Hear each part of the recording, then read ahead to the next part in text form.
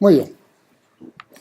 Os había propuesto, como os acabo de decir, necesitamos tener un poco las ideas claras en lo que es la dinámica de la partícula.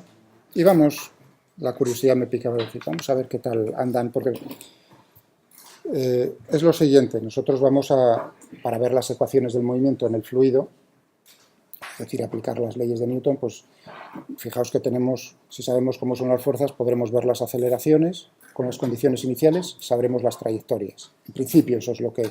El problema es no lineal y entonces a veces pues, uno no puede predecir como sea, es un problema con caos, pero bueno, eso es otra cuestión. ¿De acuerdo? O también los problemas en mecánica, en dinámica, pues o sea, son de dos tipos, siempre digo. Aquí te dan las fuerzas, puedes hallar las aceleraciones con condiciones iniciales, las trayectorias. O bien te dan las trayectorias y alguna cosilla sobre ciertas fuerzas y te piden ver cómo son las otras fuerzas. Es decir, eso es lo que, así a grosso modo, no hay más tipos de problemas. Por ejemplo, esos dos que vamos a tratar ahora y el tercero del otro día, que no se me olvida. Pero claro, para eso hay que tener las ideas en la cabeza acerca de cómo son las fuerzas que actúan en el sistema, ¿no? Es decir, que en un elemento de fluido, aquí de aire, que se está moviendo, pues va a ser, y esa es donde también reside un poco o mucho la dificultad del problema, cómo son las fuerzas que están actuando sobre ese elemento de fluido. No es tan... Bueno, ahora veremos, por ejemplo, en el caso del libro sobre la mesa, ¿no? Que tenemos dos cuerpos en contacto, pues ahí vamos a tener, ahí uno ve claramente que hay fuerzas de contacto, ¿no? ¿Cómo son esas fuerzas de contacto? Es lo que voy a aplicar ahora a los dos problemas. Tienen, ¿qué carácter? Una que va a ser el de las fuerzas normales, que son perpendiculares, que es como empujar, por así decirlo, ¿no? Lo de tirar es diferente, es como si fuese pegamento, ¿no? Empujar funciona bien, que la mesa empuje al libro o el libro empuje a la mesa, pero que el libro tire de la mesa no, o que la mesa tire del libro, sino que está empujando. Bueno, pero son fuerzas que son perpendiculares, tienen ya el carácter que son perpendiculares a la superficie de contacto. Incluso cuando nosotros hagamos el elemento de fluido, como este libro, cada vez más pequeño, ¿no? Podremos dibujarlo, dependiendo de qué tipo de coordenadas cartesianas, pues dibujamos un cubo y entonces intentaremos ver qué pasa en cada una de las caras de ese cubo. Entonces habrá fuerzas que son perpendiculares a cada una de las caras, pues del estilo como lo que estoy diciendo. Pero también, claro, si yo pongo en movimiento el libro sobre la mesa, no solo sigue existiendo esa fuerza normal, que es precisamente la restricción que el libro no atraviese la mesa.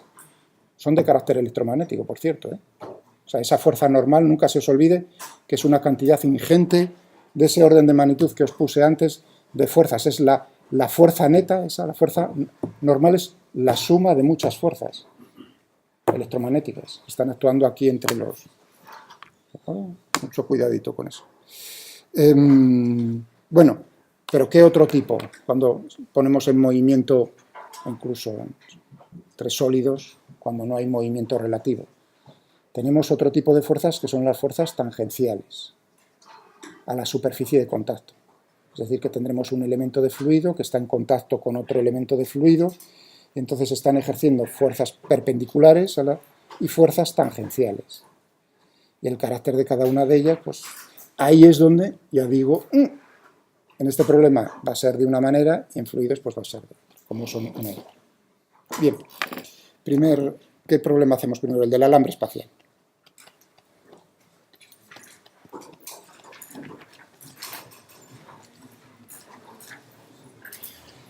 Teníamos en una nave espacial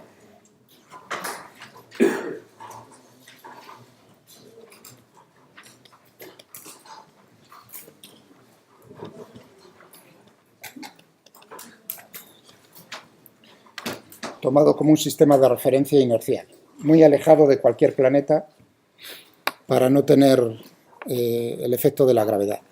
Pues en esa nave tenemos ahí a los astronautas que están mirando a un alambre de radio R y una bolita pinchada por el alambre de masa m y va uno de los astronautas y le pega un golpecito y lo pone en marcha con una velocidad v sub 0 respecto a este sistema de referencia, que es un sistema de referencia inicial. Y eso es importante a la hora de aplicar precisamente para ver el movimiento la segunda ley de Newton. Porque si el sistema de, o sea, la suma de fuerzas reales es igual a la masa por la aceleración, lo voy a poder escribir gracias a que el sistema de referencia es inercial. Las leyes de Newton no son en todos los sistemas de referencia válidas. O sea que las leyes de Newton no son válidas. Por ejemplo, y esa fue mi última idea, si no me equivoco ayer, que os di para dar que pensar un poco, ¿no?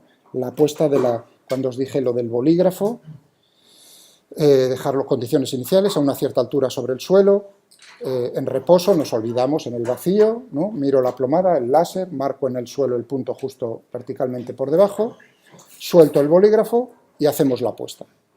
¿Toca el bolígrafo en ese punto o no toca en ese punto?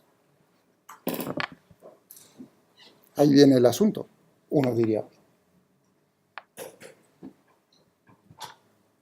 ¿Cuál es la...? Voy a aplicar Newton. ¿Cuál es la fuerza que está actuando sobre el bolígrafo? El peso. En el momento en que lo suelto, ¿no? Las manos ya... Está.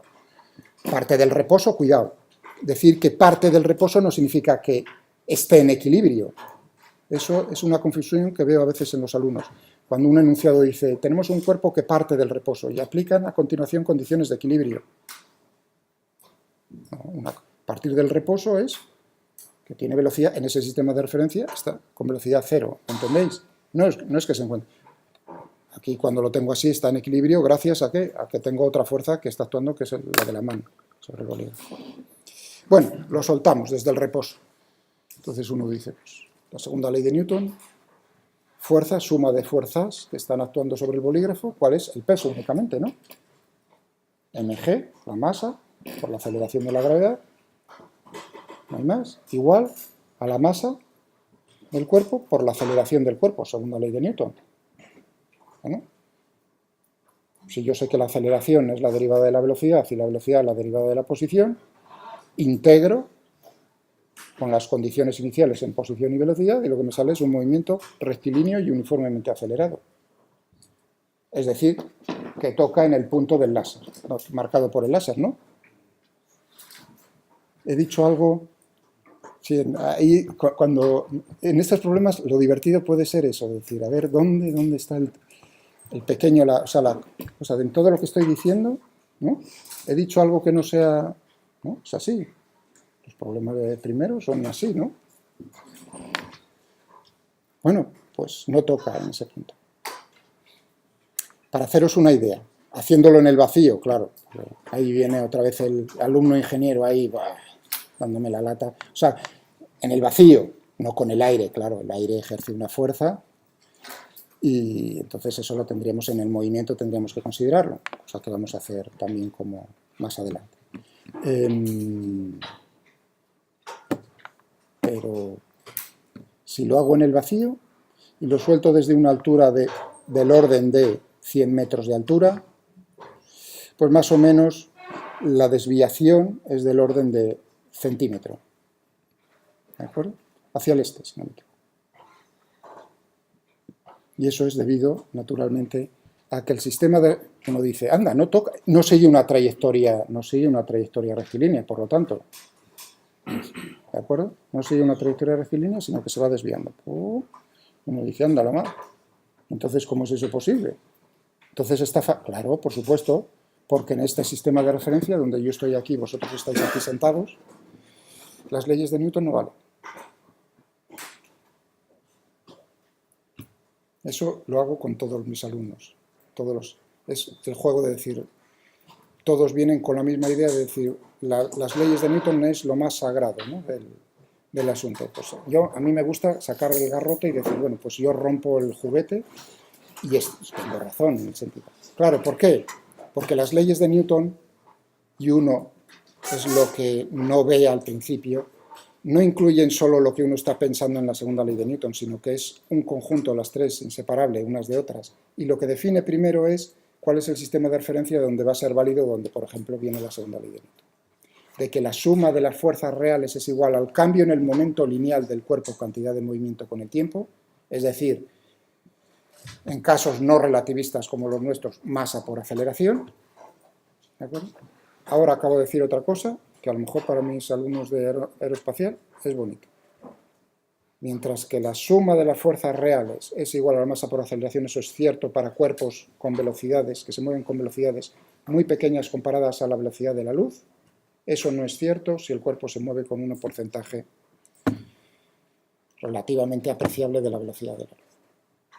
Es decir, no es válida esa forma de la segunda ley de Newton a esas velocidades, pero sí, si decimos que la suma de las fuerzas reales es igual al cambio en el momento lineal total, bueno, el momento lineal de la partícula con el tiempo. Esa sí es válida para cuerpos que se están moviendo a velocidades de ese calibre. Fijaos la pequeña, ¿de acuerdo? La pequeña diferencia. Y de hecho, Newton, hombre, por supuesto lo de la relatividad es muy posterior, pero Newton expresó la segunda ley de Newton basándola en la cantidad de movimiento. Quien puso la forma que nosotros estamos acostumbrados y que voy ahora yo a utilizar, de fuerza neta igual a masa por aceleración, esa es pues unos cuantos decenios posterior Euler. Esa forma de igual a masa por aceleración, no, la original es primero la otra. ¿Qué pasa? Que pasar de una a otra uno dice, anda, la derivada de m por v. Como m es constante, pues entonces es m por la derivada de v con respecto al tiempo, que es la definición de aceleración. Claro, pero es que cuando la masa depende de la velocidad de ese cuerpo. Es decir, que un cuerpo que se mueve, ¿para qué? Precisamente porque si no, podríamos acelerar los cuerpos a velocidades superiores a la velocidad de la luz. Y ningún cuerpo se puede mover a ninguna velocidad superior a la de la luz en el vacío. Gracias a que su masa va aumentando. Es decir, tú ejerces una fuerza, lo vas acelerando, va adquiriendo más velocidad, pero no te vas dando cuenta de que también su masa va creciendo. Tiende a infinito cuando estás muy cerca. Es decir, que los protones en el Large Hadron Collider del CERN, su masa no es la masa del protón y si vais a Wikipedia, veréis los valores de las partículas elementales en reposo. ¿De acuerdo? Bueno, todas esas cosas tiene la física. Pero volvamos otra vez un poco a la mecánica clásica. Estaba diciendo, lo que ocurre es que las leyes de Newton solo son válidas en sistemas de referencia inerciales. Es decir, hay otros sistemas que están acelerados respecto a esos, en los cuales no son válidas las leyes. Caso típico, pues el del balón en el autobús. El autobús está quieto, tú dejas el balón en el suelo, ¿no? O sea, que esto lo sentimos todos cuando nos movemos en un vehículo. Pues mira, qué bien. Suma de fuerzas. La gravedad y la normal se anulan. Está en reposo inicial, sigue en reposo. Qué bien, ¿no? Funciona. Lo de Newton funciona. Vuelvo a poner el balón en el suelo. No le hago nada. Pero resulta que el sistema de referencia en el cual nosotros estamos observándolo, que estamos metidos en el autobús, acelera respecto a tierra. Y lo que observamos es o que te agarras o te pegas un chupinazo, eso lo primero. Y luego miras que el balón se te va hacia atrás en el autobús. Cosa curiosa, porque las fuerzas reales no han cambiado un ápice, la normal y el peso, y el cuerpo que está en reposo adquiere una velocidad. Es decir, que en ese sistema de referencia, como veis, no se cumplen las leyes de Newton. Esa primera idea tiene que estar muy clara. Entonces, ¿qué es lo que ocurre? Para poder aplicarlo de suma de fuerzas igual a masa por aceleración, en cualquier sistema de referencia, uno utiliza el movimiento relativo y lo que llega es a expresar la aceleración en un sistema de referencia inercial con la aceleración en el sistema de referencia no inercial. ¿No? Si los pasas esos términos, que están multiplicados por la masa, a la izquierda donde están las fuerzas reales, entonces esos términos que tienen dimensiones y unidades de fuerza se llaman fuerzas ficticias, que en el caso de sistemas de referencia giratorios como este de la plomada y dejar caer el bolígrafo, pues son dos, que es la fuerza centrífuga y la fuerza de Coriolis. ¿De acuerdo? Es decir, que cada vez que tomáis una curva sentados en el coche y notáis que alguien os está empujando contra la puerta de fuera, no os está apretando nadie. No hay ninguna fuerza que os esté empujando hacia afuera. Eso que nos está diciendo el cerebro es algo ficticio. ¿De acuerdo? Las únicas fuerzas que están actuando ahí es la de la puerta contra ti y tú contra la puerta. Dependiendo del ¿entendido? O sea, que fijaos.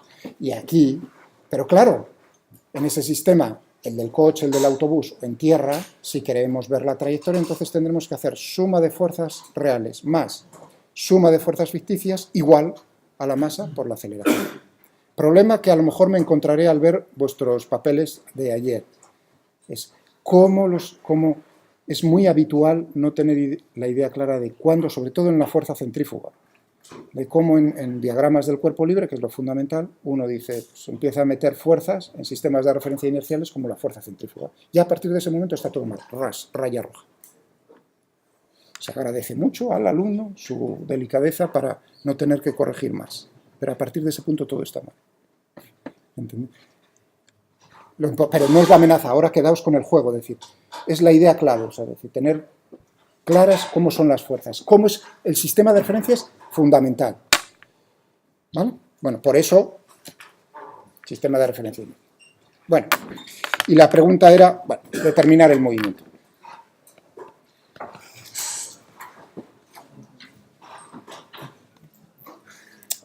Perdón por la letra.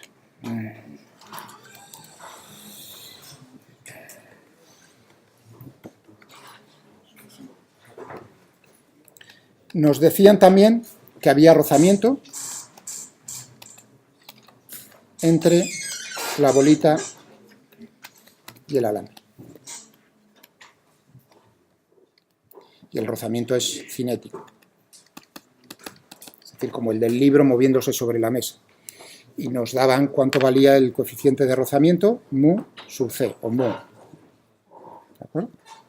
La fuerza de rozamiento entre sólidos, en este caso, cinética, cuando hay movimiento relativo, es una fuerza que tiene la dirección de la... Cuidado, tiene la dirección de la velocidad relativa entre los dos cuerpos.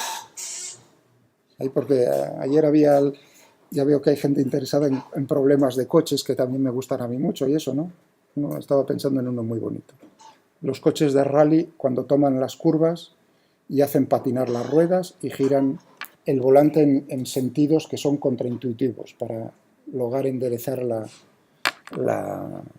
sea, para lograr que el coche vaya en la dirección que tú quieres. En ese caso, fijaos, es un problema difícil, porque la rueda está girando sobre el suelo, pero a la vez el coche se está moviendo.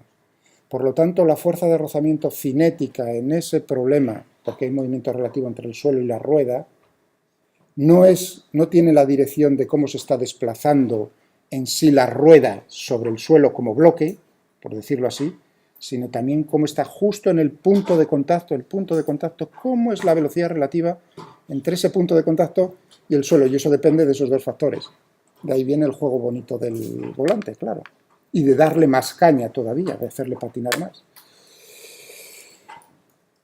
Muy bien, tiene la dirección, en este caso, en estos problemas está chupado, la dirección de la velocidad relativa, el aro está fijo en nuestro sistema de referencia.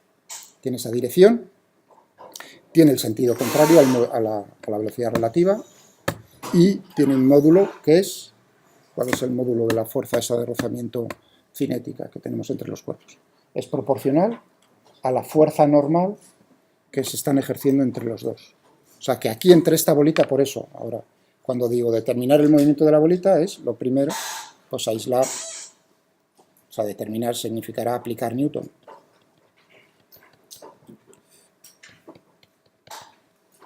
Por decirlo así. Entonces necesitamos aislar el cuerpo. Esto lo haremos también para los fluidos, claro. Necesitaremos el elemento de fluido, aislarlo, pues lo que dije antes, ¿no? Y ver cómo el resto de... Bueno, qué está haciendo con... cómo son las fuerzas. Aislamos el cuerpo mentalmente y decimos, pues, a ver cómo es las fuerzas que se están ejerciendo por los demás sobre ese, no las que hace ese sobre los demás, sino aislar el cuerpo. Aquí, para esta posición. Pensad que, por ejemplo, es una posición intermedia. O sea que, a partir de ahí, ¿no? Se está moviendo, por ejemplo, en el sentido antihorario, tal como lo estoy dibujando yo en la pantalla. Entonces, para esta posición vamos a dibujar las fuerzas. He dicho, está en contacto con el alambre, habrá, por lo tanto, entonces, una fuerza normal a la superficie de contacto, o la línea de contacto, si lo queréis ver así, piti, piti, piti, piti, ¿no? Por ahí tiene el agujerito y por ahí pasa el alambre, y una tangencial, que es la fuerza de rozamiento cinética, a esa dirección. ¿De acuerdo? Esas son. ¿Hay alguna otra fuerza más? Ahí es muy importante, o sea, vamos a irlas dibujando. Tenemos... Hay otra pregunta, o sea, es un momento en el que yo quiero... He dicho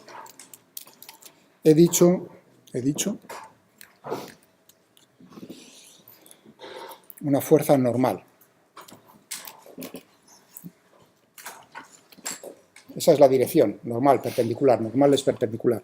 Y ahí yo, para esta posición tal, para este dibujo, se me fue la olla y lo puse para aquí. Pero podía haberlo puesto quizás para allí, ¿no? Porque sí, la dirección es... Yo no he dicho el sentido, he dicho la dirección es normal.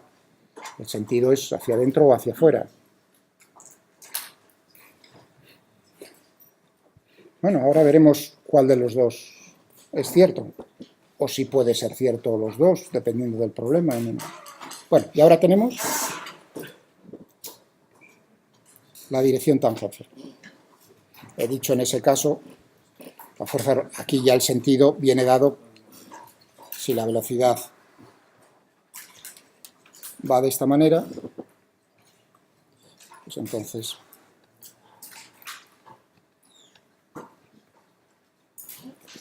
estaba diciendo aquí esto, o bien normal para acá, o bien normal para allá. ¿De acuerdo?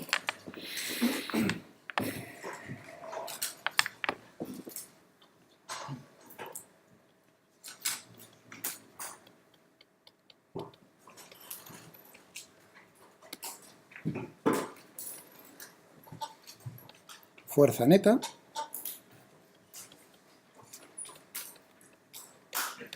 igual a la masa por la aceleración. ¿De acuerdo?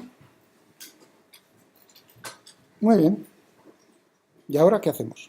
Primero, a ver, vamos a discutir lo de la fuerza. Por algún sitio hay que empezar. O sea, ya ahora realmente ya uno tiene todo, si sabe trabajar con ello. ¿Qué creéis? ¿Que es hacia adentro o hacia afuera?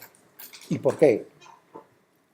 Son fuerzas externas al cuerpo, tendrá que ser hacia adentro, porque es la que el alambre actúa sobre el cuerpo. No lo entiendo. Ahora yo soy de los que corre, o sea, él sube aquí de profesor y yo me siento ahí como alumno. Y entonces el juego también vale para mí. Si el juego es, me tenéis que hacer sudar sangre, para que lo entendáis, yo también, ¿no? O sea, que no, digamos, ahí el juego es, sí, yo os animo a que yo sude sangre, pero entonces seré exigente en el buen sentido de que muchas veces me veréis de decir, bueno, pues no lo entiendo. Este es el caso. Digo, vuestro compañero Óscar ha dicho, pues es una fuerza, vamos a ver, por repetirlo, es una fuerza externa, ¿no? Al cuerpo, ¿vale? La que hace el alambre Muy bien, de tipo normal, ya, pero yo estoy hablando del sentido hacia adentro o hacia afuera. Eso no quita que también sería externa esta hacia afuera. porque cambia la trayectoria, o sea, el rectilíneo de la velocidad. Cambia el vector velocidad. ¿Y hacia dónde está cambiando? Ahí es donde viene la cosa. Claro. Ahora... Sí, vamos a darlo como bueno. Hacia adentro.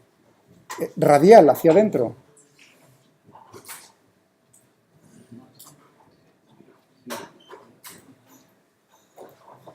Ahí es donde yo estoy tirando. Creo que me va a gustar mucho la asignatura. Si vosotros dais de sí, nos lo vamos a pasar bien. O sea, ahí ya la voz. Creo que sí. Ahí es donde, recordad, radial hacia adentro, he dicho. O sea, hemos dicho la aceleración, ¿no? Que es radial hacia adentro. Repetimos otra vez, ¿no? Bueno, la variación de la velocidad, cambio de la velocidad con el tiempo es la aceleración. ¿Vale? O sea que eso quizás he sido un poco... Ahí ya veis cómo jugáis con el... Vamos a ver. Es decir, que si dibujo la aceleración, por lo que me dice vuestro compañero, tirándole mucho de la lengua, pues tendría así, ese color viene aquí, la aceleración. Si no, busco más colores, ¿eh? Si os gustan más pastel, me lo decís.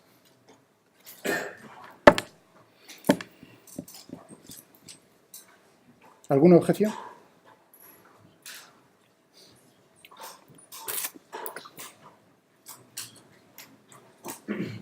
¿Ninguna objeción? ¿Sí? ¿Y?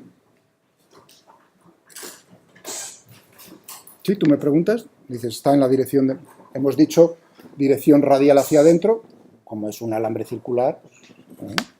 Yo respondo, tú preguntas y yo digo sí. ¿Y?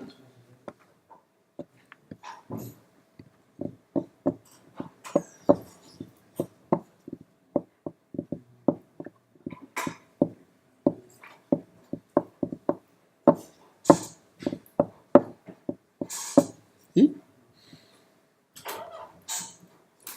¿Cuánto? Yo veo ahí una contradicción, porque si esto es cierto, la dirección de este vector tiene que tener la misma dirección que este otro vector, ¿no? Y el mismo sentido, porque la masa es positiva. Y yo digo, anda, la suma vectorial de este y este tiene la dirección radial. No.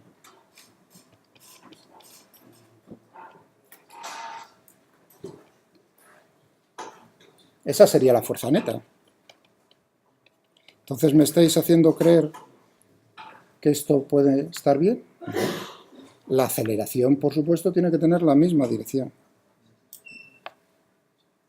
¿no?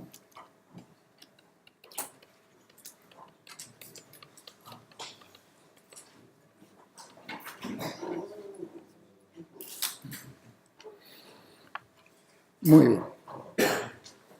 Pero uno, ahí vuestro compañero estaba tirando bien. O sea, estaba... claro, y ahora es el asunto. Y aquí es donde viene lo que hace daño, la aceleración. La aceleración es el cambio en el vector velocidad con el tiempo. Fijaos que esto, o sea, estoy yendo aquí lento y paso a paso porque para el otro problema pues es una cosa un poco parecida. ¿De acuerdo? ¿Y qué significa? El cambio de un vector. Hay dos factores que pueden cambiar. Hay uno, cómo está cambiando la dirección y cómo está cambiando el módulo. ¿De acuerdo? Cómo cambia la dirección es lo que nos da la aceleración centrípeta. Y cómo cambia el módulo de la velocidad es lo que nos da la aceleración tangencial. Es decir, la aceleración tangencial son los cambios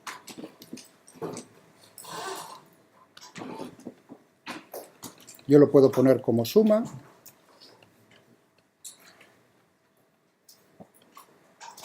estos son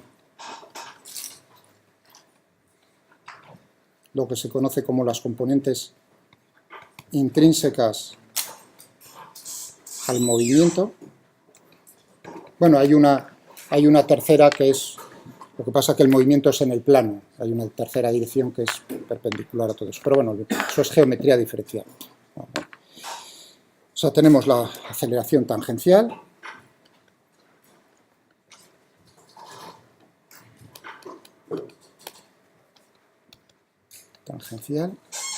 y AC es la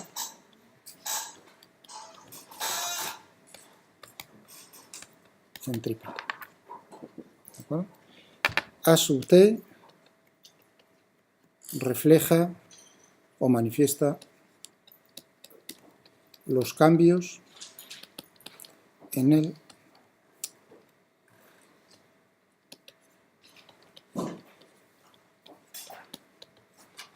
de la velocidad.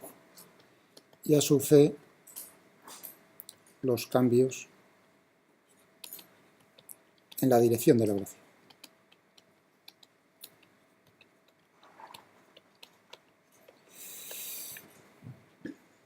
¿De acuerdo? ¿cuánto vale? Claro, si uno va poniendo vectores velocidad en un movimiento circular uniforme, que no es este el caso, ¿no?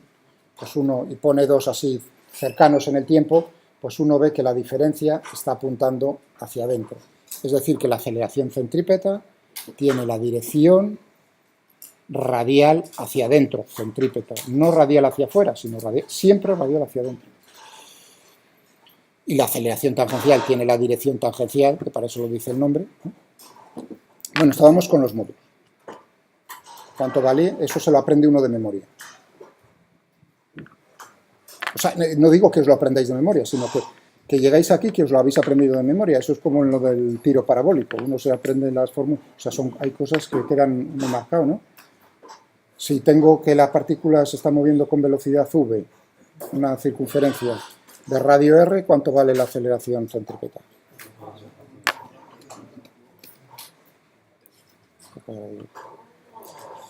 Y la aceleración tangencial, a veces pues uno escribe así a c, aquí a t, es igual. Cuidado, aquí lo que he escrito eso... Voy a poner, ahora notaréis por qué, AT. Porque si bien esto uno ve claramente que es siempre mayor o igual que 0, esa expresión, ¿no? Entonces el módulo ahí no tengo ningún problema. Y poner a que AT es lo que iba a poner con el módulo, y la expresión que voy a poner a continuación no es correcta estrictamente, porque puede ser positivo y negativo, lo cual contradice las matemáticas de que el módulo es siempre positivo, 0. Entonces, ¿cuánto vale aquí esto? Los cambios, lo acabo de decir con palabras. Cuidado, aquí no estoy poniendo el signo de vector, porque eso sería toda la aceleración, sino que estoy poniendo el módulo de la velocidad. ¡Uy! Si me paso al problema ya un poco, doy el paso al otro problema del enunciado que decía del coche en la pista. ¿Qué nos decía el enunciado? Que aprieta uno el acelerador de tal manera que cambia la velocidad en 6 metros por segundo en cada segundo. Traducido a que el enunciado te estaba dando cómo era la aceleración tangencial. ¿Cómo es la aceleración tangencial? Bueno, pero continuemos en el nuestro. ¿Vale? Muy bien. Si es positivo esta cantidad, quiere decir que el módulo de la velocidad va creciendo. Entonces, si es negativo, naturalmente que el módulo de la velocidad va decreciendo. Vale. Ayer les decía a los de mecánica, a ellos sí que les hago sudar sangre con el movimiento de rotación. A vosotros no os lo haré, pero vamos, a ellos sí. En alguna diferencia, algo tendré que hacer diferente en una clase y en otra. Pero les dije, bueno, si nos tuviésemos que apostar el aprobado, la nota en la asignatura solo a una carta, ¿nos la jugamos? A veces he llegado a hacer eso con alguna. Vale. En esto que me vas a contestar, digamos, tú me lo contestas y un razonamiento, y yo ya mentalmente lo hago, a veces. Os lo he advertido, mentalmente con los alumnos a veces lo hago, con ciertas preguntas. Ostras, eso ya... Digamos, luego no me veis por detrás cómo estoy tomando notas. Diciendo, ese ya ha pasado al otro lado. Pero bueno, entonces les decía, digo, vale, muy bien, esto se lo aprende uno, sobre todo la primera expresión, ¿no? La primera, la otra, sí, demostrarlo. Digo, lo de v cuadrado dividido por r. ¿Entendés? Claro, es así a sopetón, reconozco que es un poco... Normalmente la demostración, que no voy a hacer con vosotros, por supuesto, pero la demostración que encontréis en los libros de primero es una demostración del estilo que hizo Newton en su libro fundamental, que es geométrica. Si bien en su libro utilizaba la geometría Newton, porque pensaba que la gente era un poco tonta y no llegaba a poder entender lo que era el cálculo, que es lo que realmente desarrolló, claro, como herramienta. Pero las explicaciones pues eran geométricas del estilo, el movimiento circular realmente es un polígono, es como una bolita que va chocando, ¿no? pom, pom, los tramos son segmentos rectos, y cada vez vas teniendo más segmentos, más segmentos, más segmentos. Eso es lo que hacía él, una explicación geométrica. Y de ese estilo de explicación es la que se encuentra normalmente en los libros. Pero normalmente ya cuando uno tiene una herramienta tan potente como el cálculo, ¿para qué? La demostración está chupada.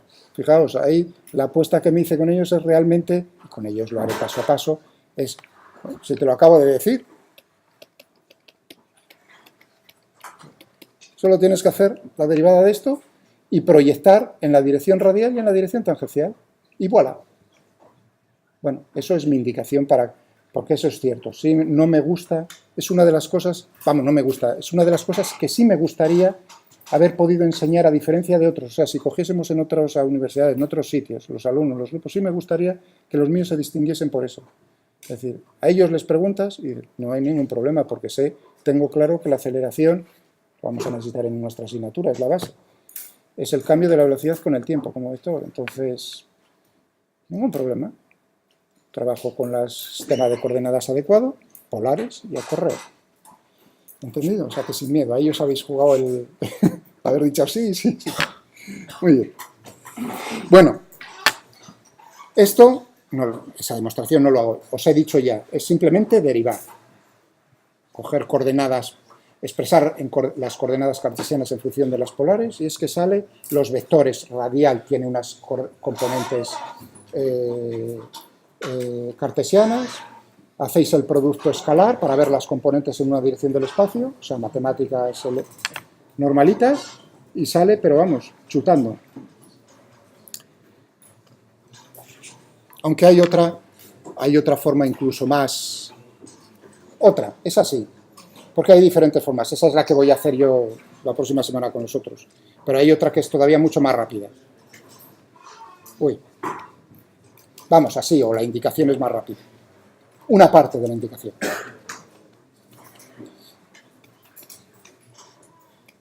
Este es vector unitario. Entonces,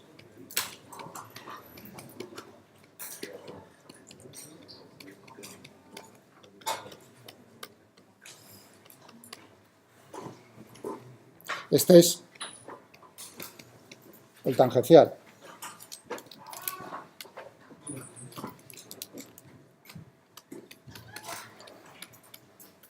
Más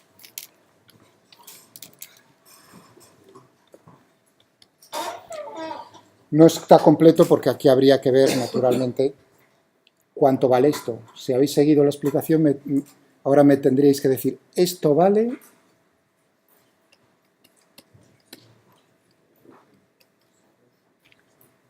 Claro. Esa es lo que no hago. ¿De acuerdo? Pero bueno, una primera indicación así rápida de decir, hombre, pues claro, el cambio en el módulo, por todo. Bueno. Vamos a aplicarlo a nuestro problema. Entonces teníamos...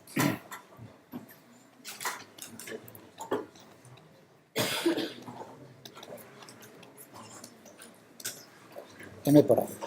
Y utilizo naturalmente... Esa es una de las indicaciones en estos tipos de problemas. Ahí es lo que hace la práctica, es decir, cuando tienes trayectorias curvilíneas, un intento que merece mucho la pena, iba a decir, mucho la pena porque suele ser el que aciertas, es utilizar precisamente los ejes intrínsecos al movimiento, los que acabo yo de decir. Entonces, componentes intrínsecas. Tendremos la centrípeta y la tangencial. Ah, claro. Mira, esa es otra cosa que vamos a quitarnos la espina del... Me la voy a quitar. El follón mental que hay entre fuerza centrífuga y fuerza centrípeta. ¿No? ¿No hay un follón mental con eso? Porque es un juego que si aceleración centrípeta, que si aceleración centrífuga, que si fuerza centrífuga, que si fuerza centrípeta. Son dos cosas... Bueno, digamos, todo es un juego de trileros así un poco, pero los conceptos son... Cuidado, cuidado con eso. Cuando uno habla de la fuerza centrípeta, de lo que está hablando es de la componente... Fijaos, yo puedo... Y lo hago con esos de mecánica. O sea, que en problemas le aparezcan las dos cosas de decir...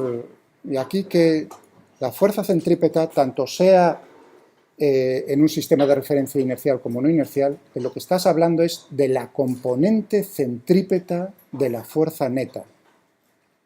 Repito, estás hablando de la componente centrípeta de la fuerza neta. Y en esa fuerza neta, si es un sistema de referencia inercial, es la suma de las fuerzas reales, y si es un sistema no inercial, estás hablando de la suma de las fuerzas reales más las ficticias. Es decir, que en esa te puede entrar la de Coriolis y la centrífuga, fijaos, ¿eh? O sea, que uno habla de la componente centrípeta de la... ¿Entendido? Esa idea es muy importante, porque ahí yo lo noto con los alumnos, todos los que pasan ahí, es sistemático, y es cierto, y yo en su momento también, o sea que, ¿entendéis? Cuidado con eso, es una cosa, uno intenta ahí aplicar la memoria y es tener las cosas claras. La fuerza centrípeta, y uno dice, incluso en problemas, ¿dónde se ve claramente? Pues hacen el diagrama, personas, el diagrama del cuerpo libre y ponen las fuerzas reales como esta, la normal, la fuerza, y de repente te meten otro vector y dicen, ala, es más la fuerza centrípeta. Y yo digo, anda la mar, sereno. O sea, otro vector fuerza adicional. Y ahí ya ves claramente que no se ha entendido, ¿no? Porque no es nada más que la componente centrípeta de la suma de las otras, no una fuerza adicional. Y le preguntas, entonces uno se pregunta, ahí es donde uno nota. ¿Es una fuerza real? ¿Quién la está ejerciendo? Si no logras encontrar el causante, entonces mal asunto, ¿vale? Muy bien, entonces aquí la componente centrípeta, la fuerza centrípeta que teníamos en el diagrama.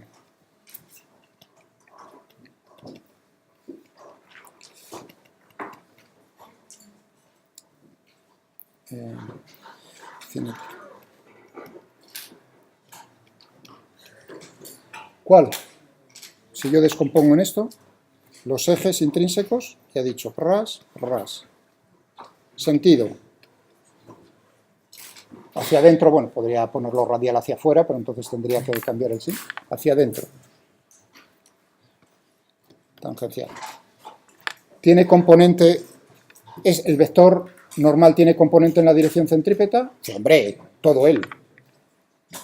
Por lo tanto, n. Además, positivo. Ahí es donde también contestaríamos, si yo llego a haber dibujado n hacia el otro lado, uno vería que entonces le sale un signo negativo, es decir, que vuelves a ponerlo en el sentido correcto. Pero bueno, n.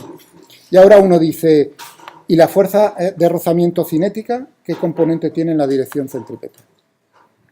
Ninguno. Por lo tanto, n igual a la masa por la aceleración centrípeta. Y ahora, para la tangencial, ¿qué tenemos? ¿N tiene componente tangencial? No, señor. La fuerza de rozamiento cinética, que en módulo habíamos dicho que era, creo, lo llegué a decir, ¿no? Proporcional a la fuerza normal. La constante de proporcionalidad, el coeficiente de rozamiento cinético por la normal.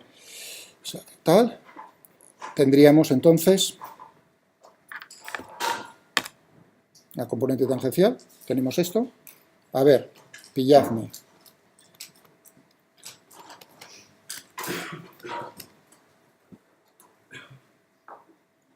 ¿Está bien? ¿O no? Fijaos, ¿eh? ¿Cómo? No, ¿por qué? ¿Qué? ¿Sumar? Ahí ya nuestro delegado se ha ya dirigido hacia a la horca.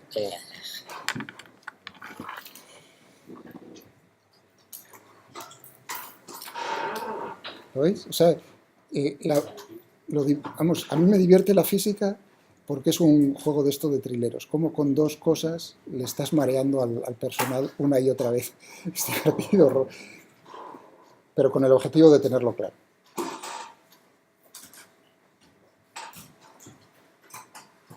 ¿Qué creéis? Un pequeño detalle, no está bien. Fijaos hacia dónde estaba apuntando esto. Hacia allá, ¿no? En el sentido de la velocidad. Pero hacia dónde está apuntando la fuerza de rozamiento cinética. Sentido contrario. Signo menos. Ese pequeño signo haría que el movimiento, fijaos, todo es un signo, ¿no? los signos y la madre que los parió a los signos, es lo que hace que salga todo diferente.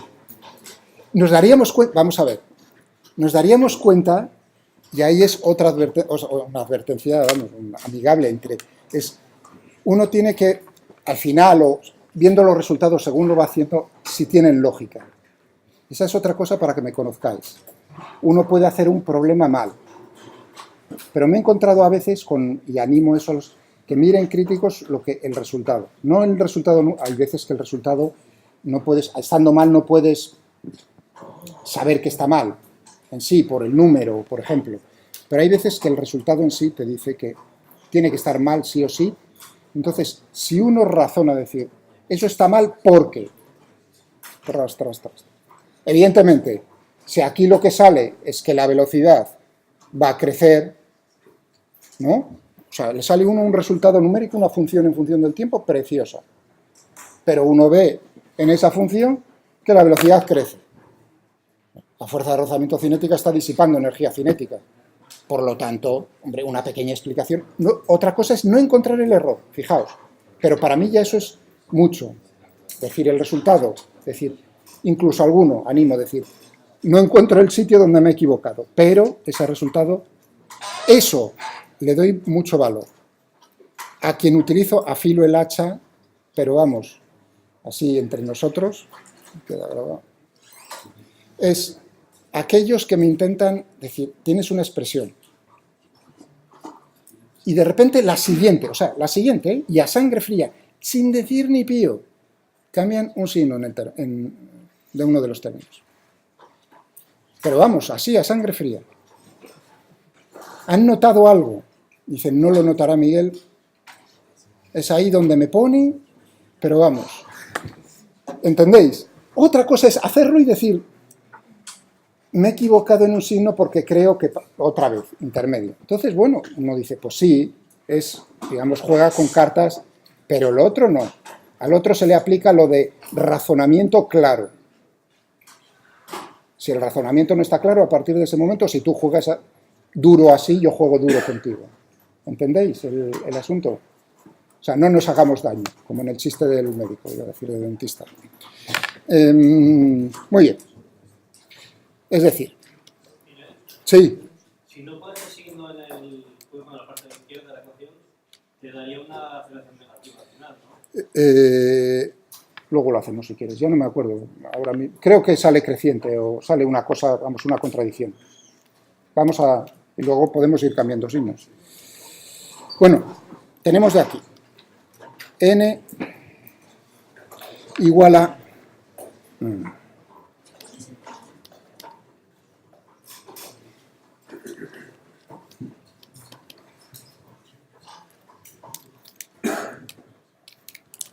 por n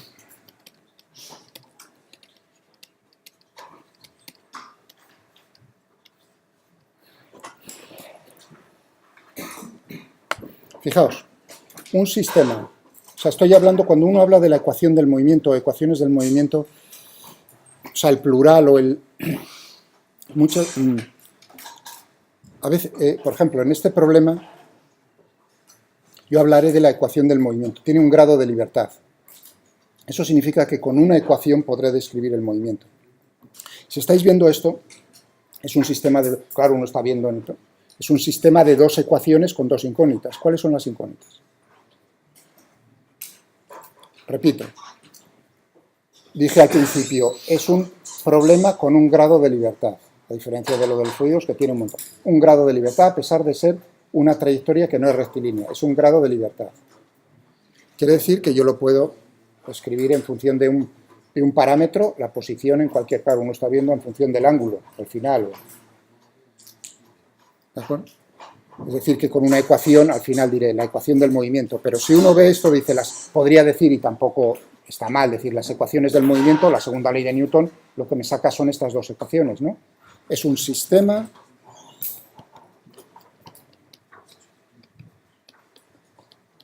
diferencial, para que los de matemáticas no se me enfaden, algebraico.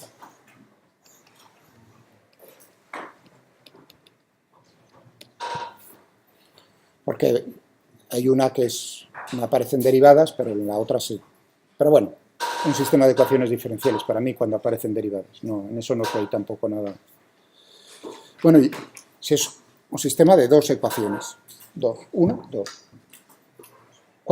Fijaos, ahora viene otro momento en cualquier problema de estos de mecánica de fluidos es, si quiero resolverlo, tengo que tener el mismo número de ecuaciones independientes que el número de incógnitas a resolver, porque si no, mal asunto. Por lo tanto, es importante ahora darse cuenta cuántas incógnitas tengo ahí, porque como tenga más, si tengo menos, pues a lo mejor está sobre demasiada información. No son independientes entre sí, eso puede pasar también. O que haya metido la pata, claro. ¿Cuántas? Bueno, son dos ecuaciones. Hombre, el problema vamos haciéndolo bien. ¿Cuáles son las incógnitas?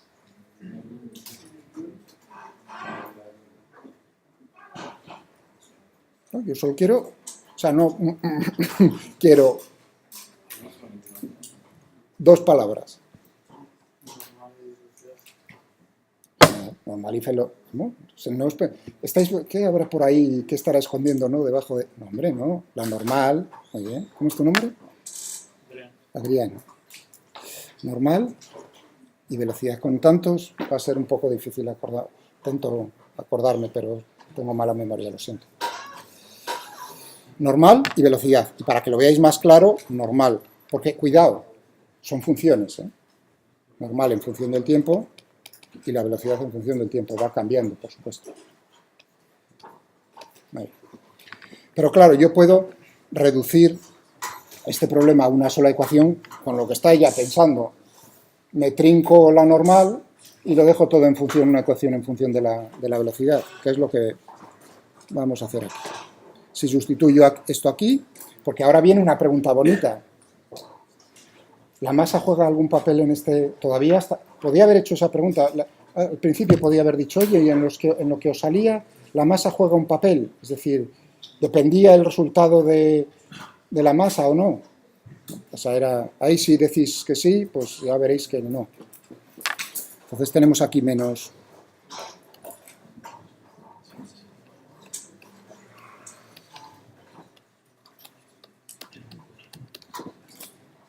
Y esto es la ecuación del movimiento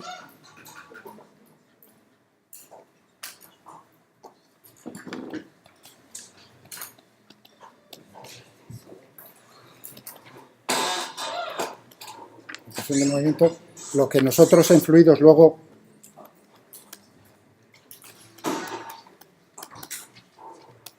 Stokes, pero eso es histórico, ¿entendéis? Es esto, lo que estamos haciendo, o sea, que se le puede, es como otra cosa, sí, ya sé que a veces me desvío, pero bueno, cada profesor tiene su cosa. Entonces, en física nos aparecen las mismas cosas repetidamente con diferentes términos, dependiendo un poco, tiene razones históricas en qué parte de la física lo estás viendo, ¿no? Por ejemplo, la ecuación de, ahora estaba pensando, que va a ser en nuestra asignatura fundamental, la ecuación de continuidad, ¿no? ¿Eso qué es? No es nada más que un principio de conservación, es el principio de conservación de masa. ¿Entendéis? Uno dice, qué bonito lo de Navier-Stokes. Hombre, está bien que uno sepa, evidentemente, pero en el fondo lo importante es, oye, ¿eso qué es? Pues no es nada más que hablar de las leyes de Newton, iba a decir. Ecuación del movimiento. Teníamos menos mu sub c, v cuadrado dividido por r, igual a, teníamos voilà. Más, porque ahora, esta es la ecuación del movimiento, ahora habrá que integrar, es decir, que de aquí sacaremos la solución, si se puede hacer a mano, v en función del tiempo, y naturalmente, si seguimos integrando, lograríamos hallar la posición, pues por ejemplo, una posición angular o simplemente una distancia sobre el, ¿no? Por ejemplo, S en función del tiempo, siendo S, que se suele utilizar mucho en física, el parámetro que se utiliza para medir las distancias sobre una trayectoria curvilínea, ¿de acuerdo? Pero uno podría decir, oye, ángulos también no tienes ningún problema, podrías utilizar tita en función del tiempo, eso ya, integrando. Hay una relación entre uno y otro, claro. Muy bien, pero necesitamos algo más. Es decir, que este paso no se puede llegar a la solución si no se aplican naturalmente,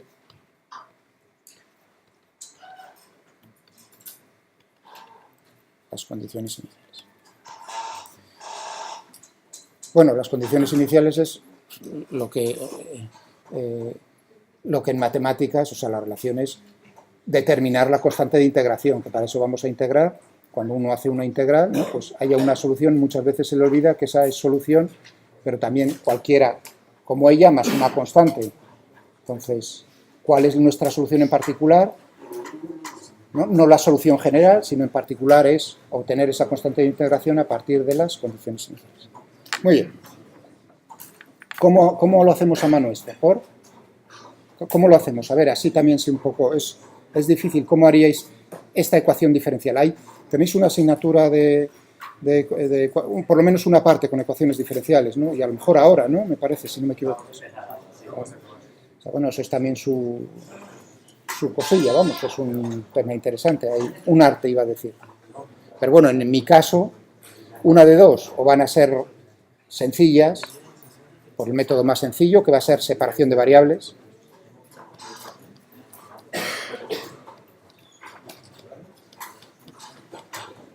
O sea, vamos a hacer un divorcio a la Brangelina, iba a decir, y a ver, y dejamos a los abogados en el igual a ver cómo se pegan entre ellos. Pues está forrando una ahí en Los Ángeles, divorciando a todos los famosos, ¿no? Bueno, separación de variables. Es decir, paso todas a un lado de un tipo y las otras, si es posible, que no siempre es posible. Entonces tendremos que pasamos, por ejemplo,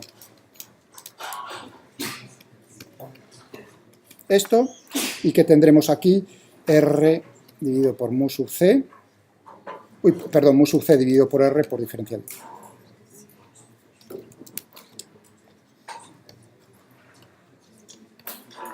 Si esto es cierto, esta relación, entonces,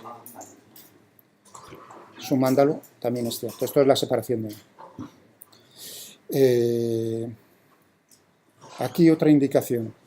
Aquí es donde, por ejemplo, cuando utilicemos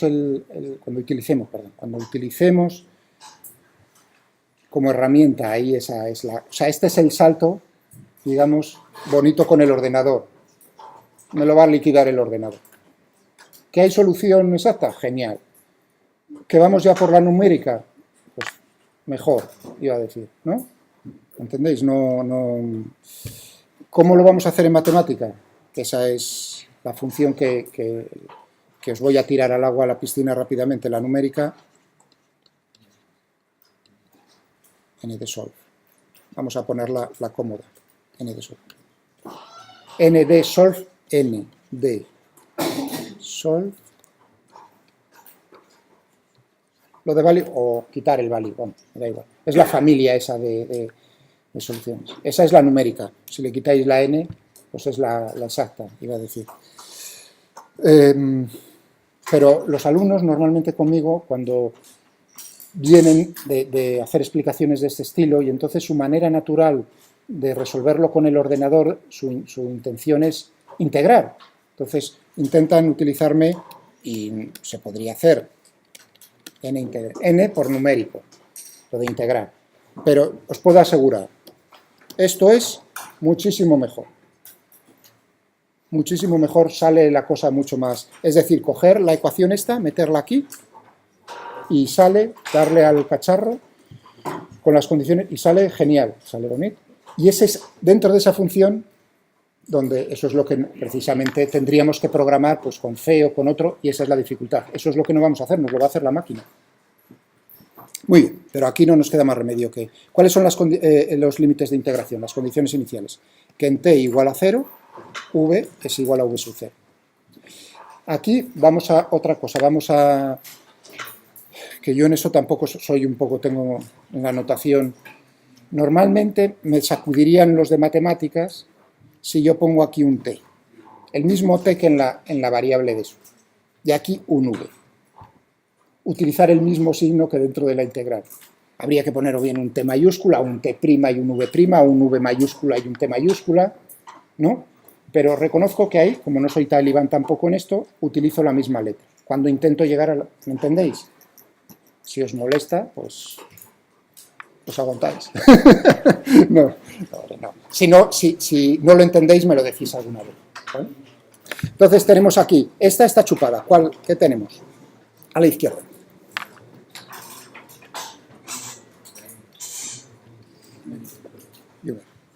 Y aquí, ¿qué tenemos? Por t entre 0 y t.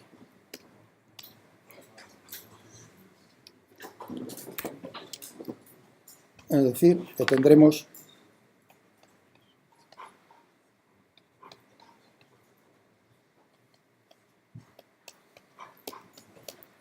por t. Aquí ya uno podría haber llegado a la contestación. Fijaos, la pregunta que os hice a vosotros, yo me he puesto la del movimiento en general, o sea que aquí hay que darle la vuelta al calcetín. Pero si la pregunta es ¿cuánto tiempo necesito para que la velocidad se reduzca a la mitad? Esa fue la pregunta, ¿no? Si no me equivoco. Pues entonces tendríamos que poner aquí 1 dividido por, ¿cómo es? V sub 0 dividido por 2, menos 1 dividido por V sub 0. Este sería el t un medio, por decirlo así. Es decir, 2 aquí.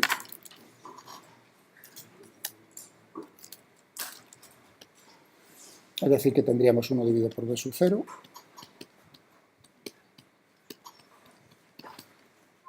Es decir, que tendríamos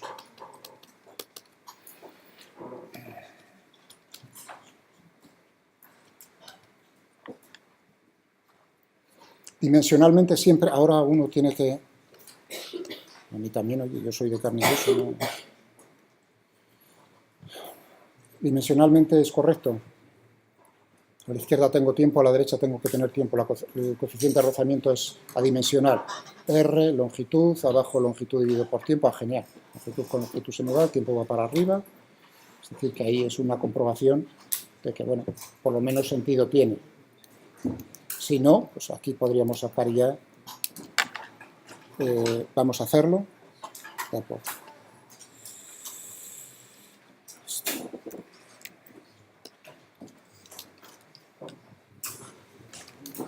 ¿Qué tendremos aquí?